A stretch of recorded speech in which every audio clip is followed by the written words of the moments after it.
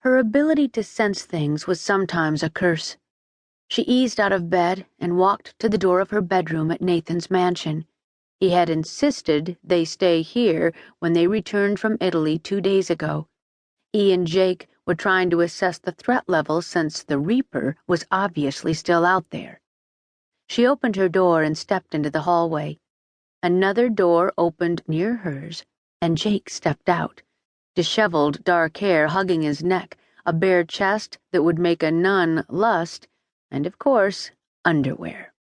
She darted back into her room, hoping he hadn't seen her. At least, he hadn't been naked, which, according to him, was how he preferred to sleep. Dismissing the roar as part of her dream, since all the guards hadn't come running, she lay down and tried to go back to sleep, but the image of Jake half-naked burned behind her closed lids. She'd been avoiding him for the past 2 days. She didn't have flings with co-workers, and for now they were both employed by Nathan, whether Jake wanted it or not. But avoiding Jake wasn't easy. He appeared around every corner, tempting her with just a look.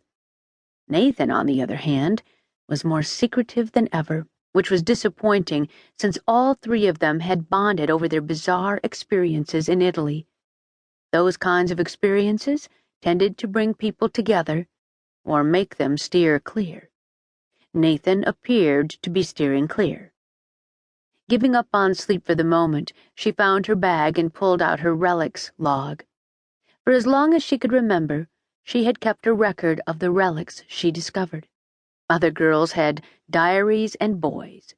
She had her log, her relics, and Adam. Kendall opened the log and grabbed a pen from her nightstand. Relic. The Spear of Destiny. She paused there, letting the words she had written sink in. The Spear of Destiny. Unbelievable. But it was real. Location.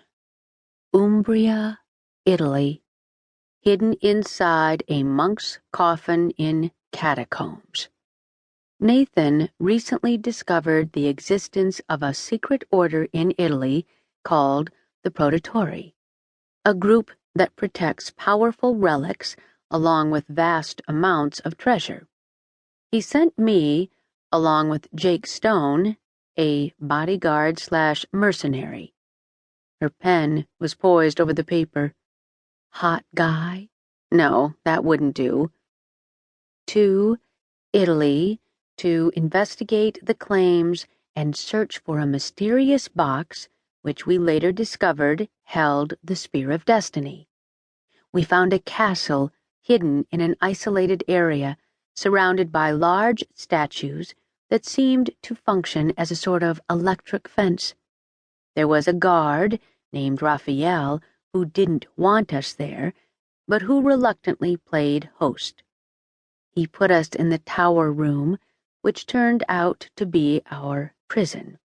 We escaped and found hidden catacombs underneath the castle grounds where the Spear of Destiny was hidden with one of the monks inside his coffin. 3 thieves followed us and stole the spear. From what we can determine, the thieves were hired by a man known as the Reaper, as in the Grim Reaper of relics.